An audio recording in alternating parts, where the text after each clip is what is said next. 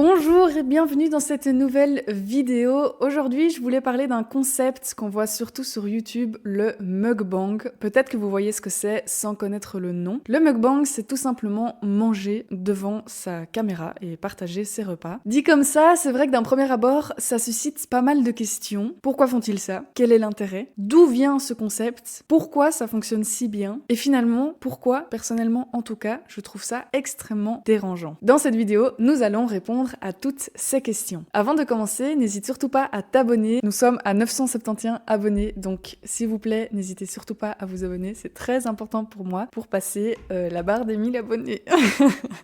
Tout d'abord, le mukbang, d'où vient ce nom, cette appellation? Eh bien, sachez que c'est un mot coréen qui est composé de deux mots différents. Tout d'abord, 먹다, qui signifie manger, et bangsong, qui signifie diffusion, et donc les deux ensemble, mukbang. Ce phénomène trouve racine donc en Corée du Sud en 2010, et de base, c'était des streamers sur la chaîne Africa TV, qui équivaut plus ou moins à la chaîne de Twitch aujourd'hui, qui mangeaient à l'heure du repas, tout simplement devant leur caméra, et qui discutaient avec leur communauté. Ce contenu a super fort bien fonctionné, ça a pris beaucoup d'ampleur. Tous ces streamers ont pris de plus en plus de notoriété, générant de plus en plus d'argent, amplifiant donc ce phénomène. Tout le monde voulait le faire, et donc forcément, plus de contenu, etc. etc. Les streamers ont été aussi également sur YouTube, donc c'était la même chose sauf que c'était pas en live, et ça a été le début donc des premiers youtubeurs mukbang et des premiers influenceurs mukbang. Mais alors la question c'est, pourquoi et comment ça se fait que ce contenu plaît autant? Premièrement, car c'était tout simplement divertissant de par la quantité de nourriture et l'aspect souvent appétissant. Ce qui rejoint la deuxième raison qui est tout simplement l'aspect ASMR, donc l'aspect sensoriel, la satisfaction de voir ou d'entendre la nourriture. Il y a des gens qui apprécient énormément ça.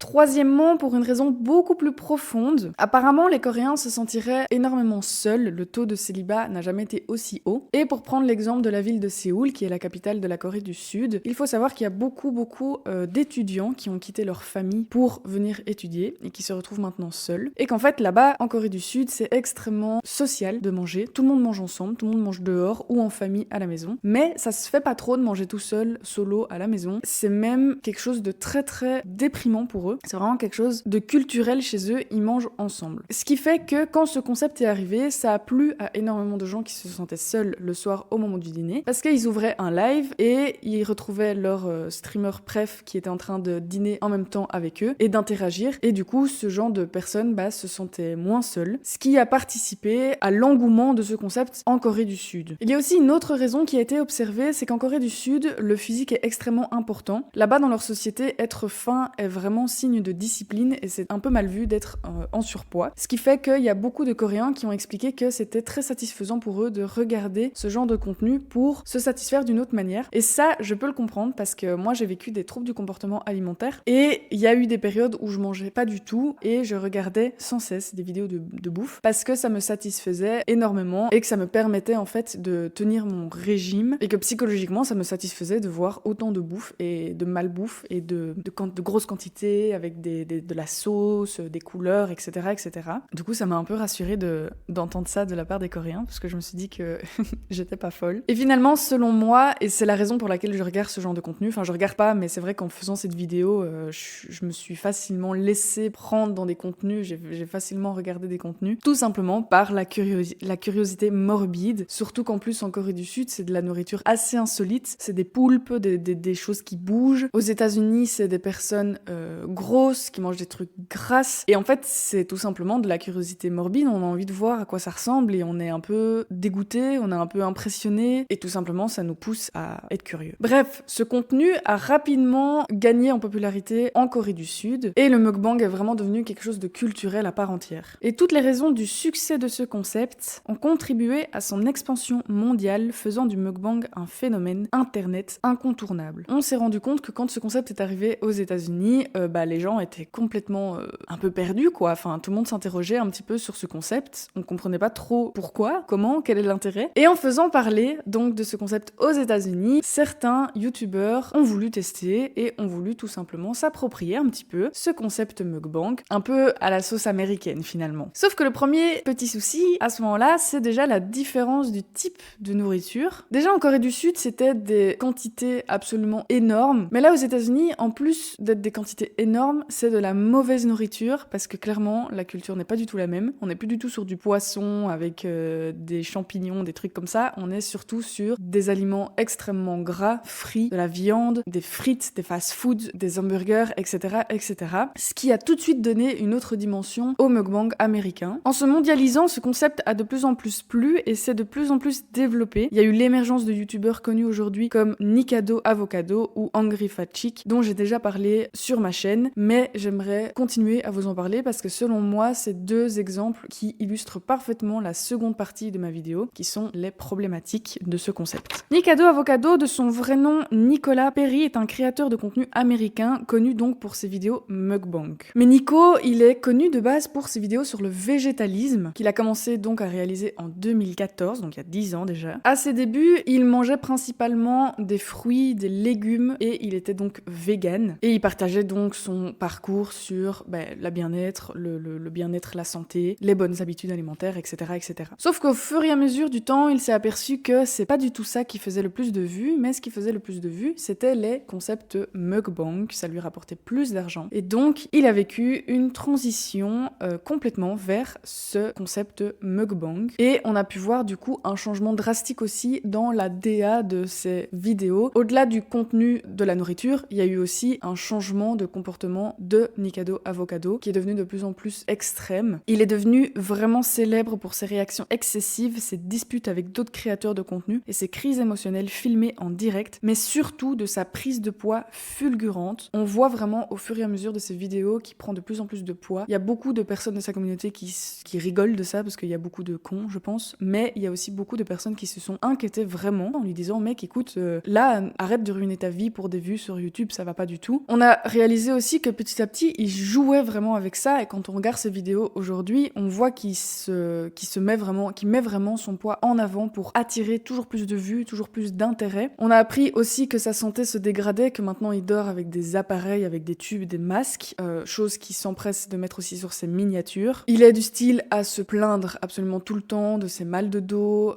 il se déplace en chaise roulante, enfin vraiment tout pour attirer l'attention, mais c'est d'une horreur sans nom. Vraiment, je trouve ça hyper choquant parce qu'il joue vraiment avec sa situation. Ce qui dérange aussi, c'est que du coup, il promeut cette manière de vivre. Alors là, il y a vraiment débat. Pour moi, il promeut dans le sens où il normalise hyper fort la quantité de bouffe qu'il mange et la mauvaise qualité de ce qu'il mange. Mais c'est vrai que à force de se plaindre, de pleurer, de ses mal de dos, de voir un peu en fait la dégringolade de son état physique, on pourrait aussi penser que finalement c'est un peu une manière de lutter aussi contre les problèmes de malbouffe aux États-Unis. Donc là, on peut vraiment le voir de deux façons différentes. Quoi qu'il arrive, je pense que c'est d'une toxicité énormissime et qu'on a vraiment atteint un stade de l'humanité déplorable, vraiment. Je sais pas ce que vous en pensez, mais dites-moi ce que vous en pensez, tout simplement, de cette situation-là et de ce qu'il fait et de comment on doit le prendre finalement. Et vous voyez, c'est à ce stade-là que, en tout cas pour moi, quand j'ai découvert Nikado Avocado, ça fait longtemps qu'il fait parler de lui, mais pour cette vidéo, pour mes recherches, etc., je suis tombée dans ses concepts, j'ai participé à lui faire des vues sur ses vidéos et à l'intérêt qu'on lui donne, tout simplement. Curiosité morbide. Quand on le voit, quand je vois des images où vraiment il monte son corps, où il pleure à cause de ses mal de dos et qu'il pète des câbles, en fait, clairement, moi je reste sur ces vidéos parce que c'est de la curiosité morbide, quoi. C'est mal, mais je pense que c'est 100% humain. Il y a aussi donc le cas de Angry Fat Chick qui s'appelle en réalité Candy. Donc j'en ai déjà parlé dans une vidéo. Candy, alors elle, je trouve qu'elle est déjà beaucoup moins dérangeante. Enfin, elle reste dérangeante parce que je pense que ce concept est dérangeant et que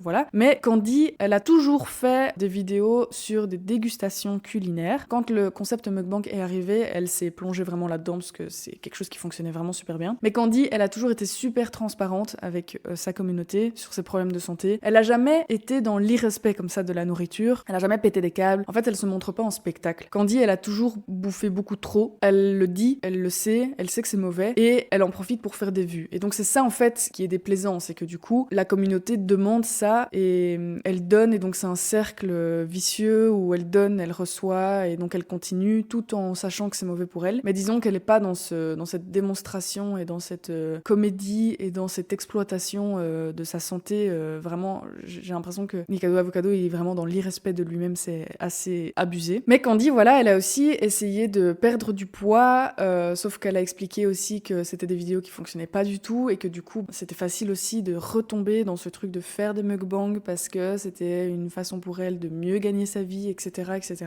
Et donc, c'est vrai que ces deux exemples qui sont extrêmement extrêmes, mais qui illustrent bien un petit peu la décadence de ce concept. Il y a énormément de personnes qui font ça et tous ne sont pas obèses, mais ça n'empêche que ça promeut quand même hyper fort cette quantité énorme de bouffe et cette malbouffe. Et ça ne fait qu'alimenter cette espèce de curiosité morbide qu'ont les gens et cette participation active de la communauté à toujours pousser le créateur de contenu à manger plus et à prendre pas soin de sa santé mentale et physique, parce que mentale aussi, il faut qu'on en parle, parce que ça détruit franchement les deux youtubeurs là, que Candy elle en parle de sa santé mentale, qu'elle dit que ça va pas du tout, qu'elle est complètement accro aussi à sa nourriture, qu'elle vit des troubles de comportement alimentaire assez énormes, et Nikado Avocado, sauf si c'est un comédien hors norme, à mon avis il est complètement détruit aussi psychologiquement, parce que le mec il a fait x2 en termes de poids et il s'est complètement détruit la santé et il est vraiment dans un cercle vicieux infernal et infini, et j'espère qu'il va pas y rester. Mais donc en fait j'ai essayé de réfléchir à tout ça et à me demander mais pourquoi est-ce que au-delà de tout ce que je viens de vous raconter, pourquoi est-ce que ça me dérange? Pourquoi moralement c'est quelque chose qui me dérange de voir quelqu'un s'empiffrer devant la caméra? J'ai essayé d'énumérer ça et de l'écrire pour essayer de vous partager ce que je ressens vraiment par rapport à ce concept. Tout simplement, première raison, c'est vraiment la promotion de ça. C'est vraiment la promotion de la surconsommation alimentaire. Je pense qu'en fait on se rend pas compte, c'est que à l'origine l'humain est un animal sauvage dans la nature et que on mange parce qu'on a besoin d'énergie pour bouger, pour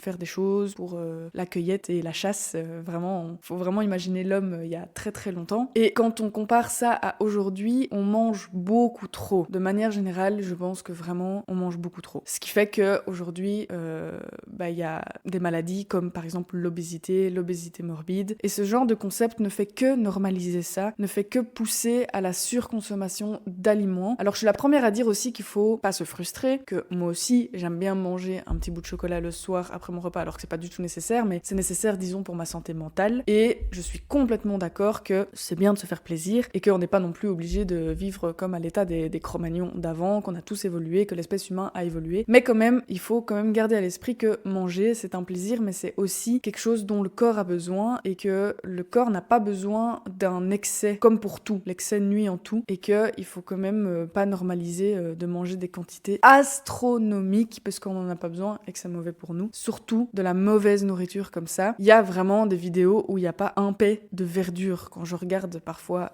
Angry Fat Chick, c'est vraiment que de la viande frite avec de la sauce et moi je trouve ça aberrant à quel point elle fait du mal à son corps. Encore une fois, chacun fait comme il veut, mais je trouve ça aberrant de promouvoir et de perdre un peu de vue quelle est la norme d'un repas équilibré avec des portions normales. Deuxièmement, moi ce qui me dérange énormément, c'est sur le plan environnemental. Déjà quand on regarde Nikado Avocado, moi je trouve ça mais scandaleux comment il joue en fait avec la nourriture, qu'il en jette probablement énormément et qui respecte pas du tout en fait ce qu'est la nourriture. Quand on pense à la misère dans le monde, quand on pense au nombre de personnes qui ne peuvent pas manger à leur faim, qui ne peuvent pas manger du tout, je trouve que c'est vraiment moralement ultra dérangeant. Je pense aussi à Alan Food Challenge, je sais pas si vous avez vu un peu. J'ai découvert ce cas grâce à Théo Malini qui a un peu débunké Alan Food Challenge, qui était en fait une personne qui faisait des vidéos où il mangeait énormément de nourriture sans prendre un gramme et en fait il faisait des cuts dans ses vidéos et qu'en fait il ne mangeait pas vraiment ça. Parfois il a des vidéos où il a la table remplie de bouffe et en fait il mange rien de tout ça, il recrache, il jette cette nourriture juste pour faire des vues sur YouTube et en fait c'est cet aspect là qui est aberrant aussi. Quand on voit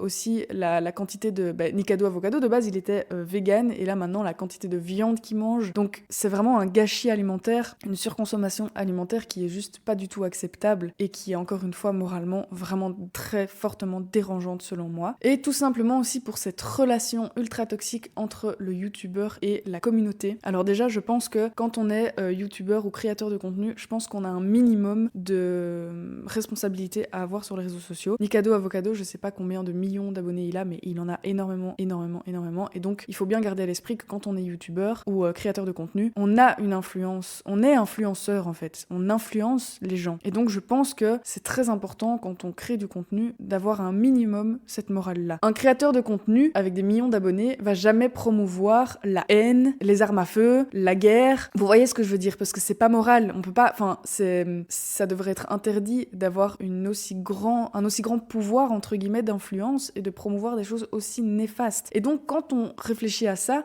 c'est dérangeant de nouveau d'avoir un influenceur qui influence aussi fort sur ce comportement alimentaire qui ne va pas du tout. Donc déjà, premièrement, ça, et deuxièmement, inversement, la communauté qui pousse toujours plus à manger toujours plus. Je sais pas si vous connaissez le cas Teddy, je pense, qui est youtubeur français et qui lui s'amuse à faire des sondages sur les réseaux sociaux pour savoir est-ce que dans ma vidéo je mange des haricots ou est-ce que je mange du tacos frites, et sa communauté pousse toujours à plus de 70% à chaque fois à manger un tacos et des frites, et c'est vraiment, ça montre à quel point la communauté est toujours dans cet échange aussi ultra toxique à demander à leur créateurs de contenu de manger toujours plus, toujours pire. Et maintenant, si un créateur de mukbang fait une vidéo avec un repas normal, ça fonctionnera pas parce que c'est pas assez extravagant pour la communauté. Et donc c'est cette relation qui est selon moi aussi ultra toxique. C'est vraiment hors du temps, je trouve. Donc voilà, pour moi c'est vraiment tout ça qui me dérange fortement. J'arrivais pas à mettre des mots, mais maintenant que j'ai écrit cette vidéo, que j'ai mis des mots dessus, en fait ça me dérange encore plus maintenant. Donc, je sais pas ce que vous en pensez, dites-moi un petit peu en commentaire. Est-ce que vous trouvez que j'exagère? Est-ce que pour vous c'est un peu rentré dans la norme et que du coup ça vous choque pas trop? Ou est-ce que comme moi ça vous choque et que clairement il faut lutter là-dessus? Ou est-ce qu'encore troisième possibilité,